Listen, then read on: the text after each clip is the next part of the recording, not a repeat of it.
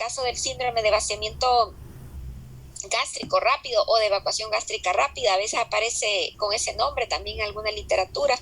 Bueno, en algunos dice aparece como dumping, ¿verdad? También como dumping. En Kraut dice de que no hay que ingerir agua de 30 a 40 minutos antes ni después. En esa otra guía me da un tiempito mayor, pero más o menos aproximado a lo que dice Krauss. Eso siempre pasa, ¿verdad? Incluso no puede verse a veces en la necesidad o variar la recomendación, quizá de decirle que más bien no consuma agua una hora antes ni una hora después, ¿no? Cuando el paciente va a ingerir los alimentos, a estos pacientes que han sido poco gastrectomizados. A veces uno a la hora de la hora termina estableciendo sus propios criterios. Y también, no sé si vieron que subí una guía latinoamericana de manejo de la dispepsia funcional. Y esa guía solo subí el capítulo 12 de la guía creo que también está en internet, pero ahí solamente le subí la parte exclusiva donde habla del manejo dietético y de las medidas generales para el manejo de la dispepsia funcional. Recuerden de que había de que al inicio de cuando empezamos a ver el sistema, la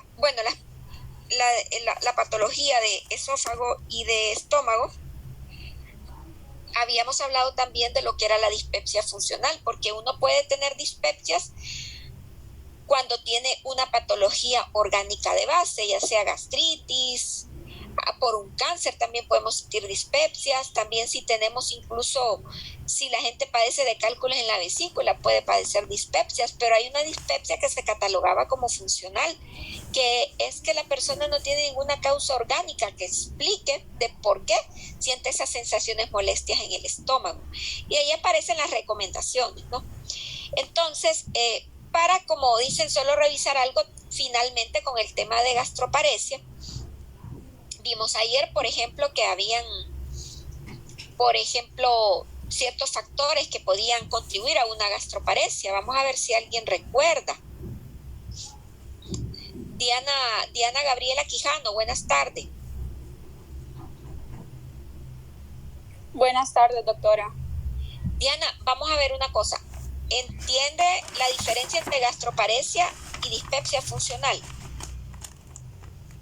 ¿Puede usted más o menos explicarme cuál es la diferencia? No, doctora, no le entendí muy bien. Bueno, sí, por eso le pregunto, porque quiero saber si más bien no los enredé. Yo sí me enredé. Ajá. Helen Ramos, ¿entiende la diferencia entre gastroparesia y dispepsia funcional? No, doctora. Bueno, miren, la gastroparesia, o sea, una digamos que está relacionada con la otra, ¿verdad? La gastroparesia quiere decir que el estómago se mueve más lento, ¿no? El movimiento del gástrico está enlentecido, está disminuido, por lo tanto, hace que se retengan alimentos en el estómago. Ahora, la gastroparesia nos puede dar o puede generar sensación de dispepsias, porque la dispepsia es un síntoma en realidad. Pero ¿qué sucede? La dispepsia, ese síntoma de incomodidad a nivel de epigastrio, a nivel de abdomen superior, nosotros la podemos sentir por un montón de enfermedades. Un ejemplo. Yo puedo sentir dispepsia si comí demasiado, si comí exageradamente, me voy a sentir con llenura. Eso es una dispepsia también, ¿verdad? Si, por ejemplo, tengo una úlcera o una gastritis, puedo tener esa sensación incómoda después de comer, no necesariamente un ardor o un dolor espantoso.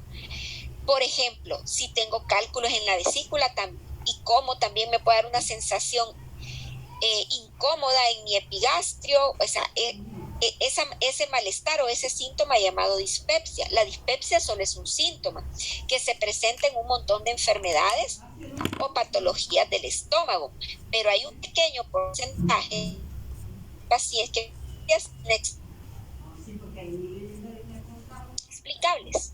La gastroparesia del estómago.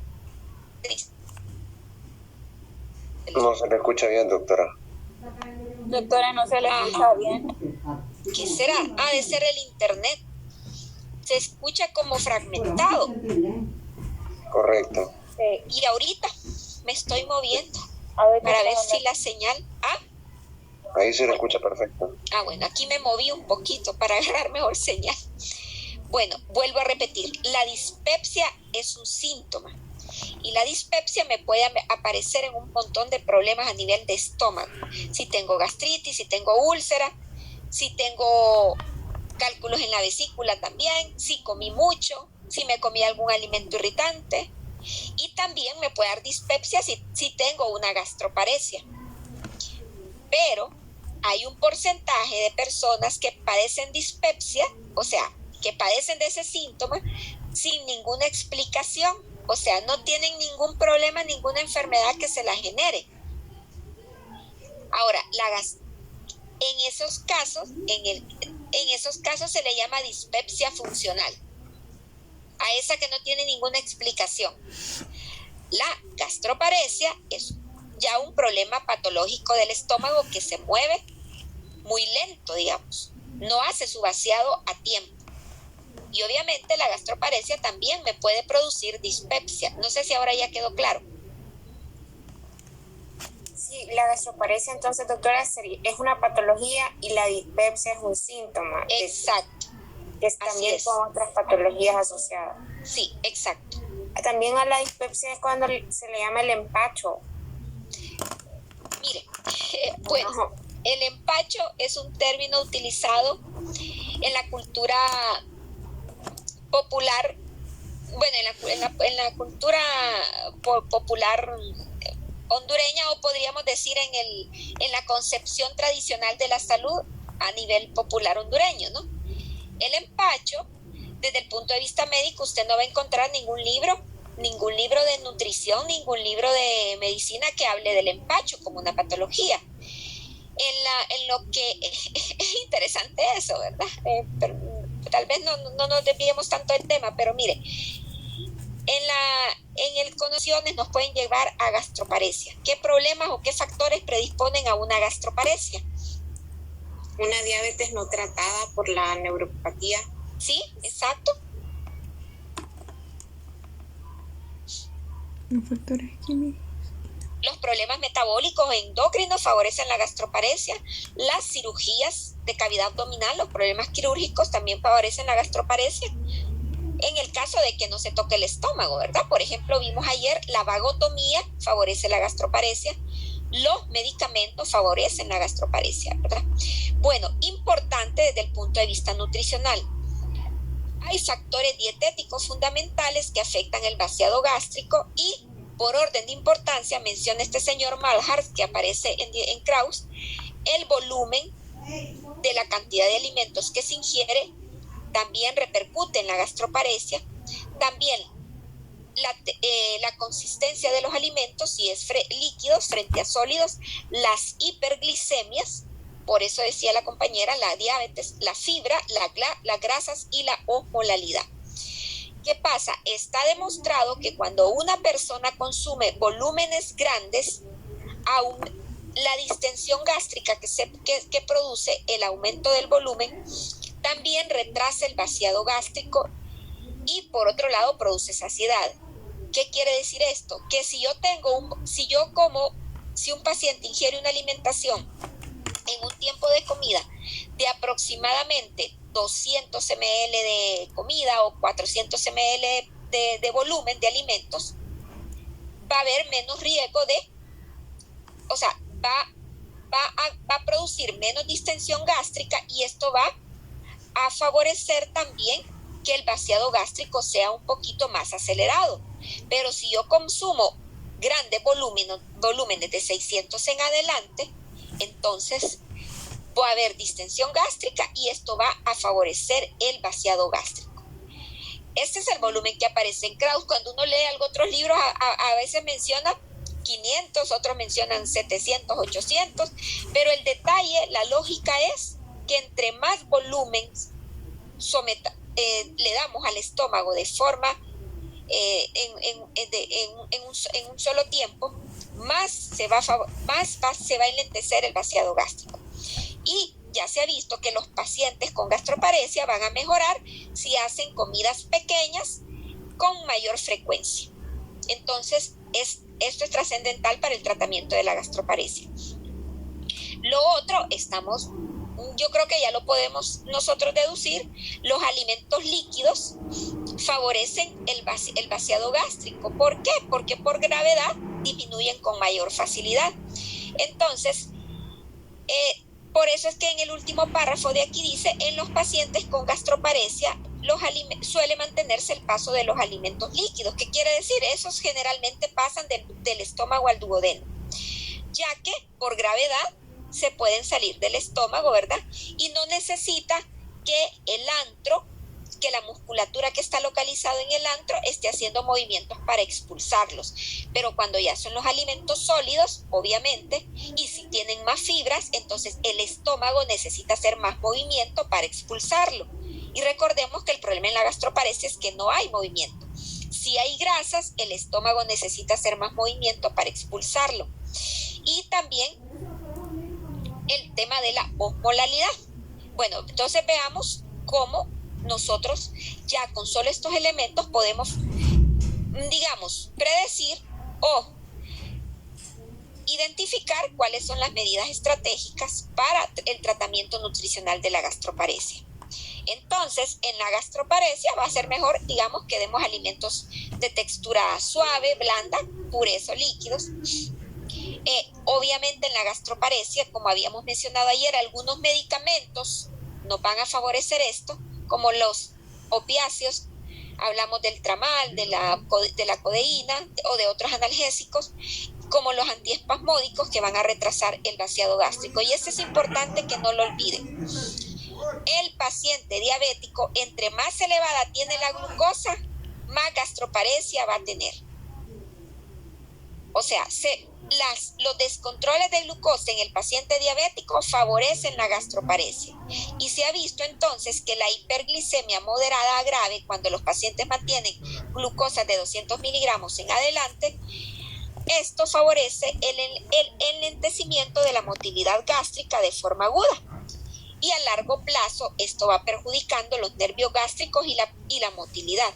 Entonces, de remate, los pacientes con diabetes tienen la neuropatía que favorece el enlentecimiento, y el hecho de que no mantengan niveles adecuados de glucosa obviamente les suma, ¿verdad?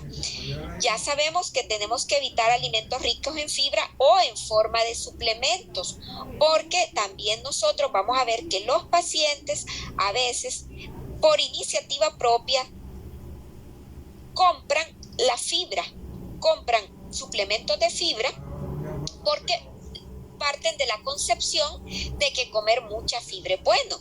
Y estamos de acuerdo que comer fibra es saludable, pero siempre y cuando se consuman en las cantidades adecuadas.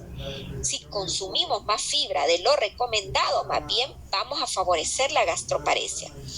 También, por ejemplo, estos pacientes con gastroparesia podemos vernos o enfrentarnos ante situaciones en las que están afectados algunos micronutrientes. Hemoglobina también, porque todos los pacientes que generalmente tienen gastroparesia simultáneamente van a tener problemas con la producción de ácido clorhídrico. Puede haber problemas también con la producción de factor intrínseco que repercute en la vitamina B12, el tema de la absorción también de la vitamina D, y obviamente la hemoglobina glicosilada hay que monitorearla en los pacientes diabéticos, porque si tenemos una hemoglobina glicosilada alterada, quiere decir que nuestro paciente ha tenido prácticamente, pasa todo el tiempo de su vida, por lo menos los últimos 3 meses, pasa con las glicemias elevadísimas. Entonces también esto es importante valorarlo cuando uno esté atendiendo a un paciente diabético, porque el diagnóstico de gastroparesia no se hace con frecuencia, pero puede ser que los pacientes que nosotros atendamos, si tenemos un paciente diabético, y se queja de llenura, de dispepsia, puede hacer que tenga gastroparesia, pero como no se ha estudiado, no se le ha hecho el diagnóstico, porque para hacer estos estudios hay que hacer series gastroduodenales y otra serie de exámenes, pero podemos intuir de que algún grado de gastroparesia tienen los pacientes diabéticos por su problema neuropático y por el hecho de que tengan glicemias descontroladas. Tratamiento tradicional, bueno, en el caso de la fibra, ¿verdad? Es importante de que cuando los alimentos consuman alimentos con fibra, que estos sean de partículas pequeñas para evitar el riesgo de los besoares que vimos ayer. Por ejemplo, a veces tenemos la costumbre de comernos la papa con todo y cáscara, que tiene sus beneficios por la fibra, pero si un paciente, por ejemplo, con gastroparesia, se come la papa con todo y cáscara, pues esa cáscara, como es fibra y que no se digiere, se puede acumular en el estómago. Y nosotros este problema lo tenemos que, el problema de la gastroparesia, lo tenemos que, como dicen, pensar más o intuir más en un paciente diabético, sobre todo si es adulto mayor, en pacientes con enfermedades neurológicas, en pacientes con enfermedades autoinmunes donde hay afección de las afecciones, por ejemplo, musculares. Vamos a ver, por ejemplo, enfermedades como la miastenia gravis, que afecta a la musculatura. Entonces, uno puede asumir de que este paciente, aunque no me hayan dicho que tiene una gastroparesia, ha de tener un poco retrasado el movimiento a nivel gástrico, y esto tenemos que tener cuidado con el tema de la fibra, ¿no? Y también con el tema de los familiares, porque muchas veces los familiares que alimentan a pacientes con estas condiciones le dan la comida y el paciente solo traga, el paciente no mastica. Y dependiendo de quién sea el cuidador, hay cuidadores muy acuciosos que están pendientes de la masticación y de una buena consistencia de los alimentos, pero hay cuidadores que, podríamos decir de forma un poco folclórica, solo le empujan la comida a los ancianos y no hay una buena masticación. Y si va con fibra la comida y no hay una buena masticación, por lo menos el diente secciona más la fibra, ¿verdad? Otro problema que tenemos que ver también, que a veces los ancianos no tienen una buena dentadura para la masticación. Por eso es que es importante examinar la dentadura del paciente.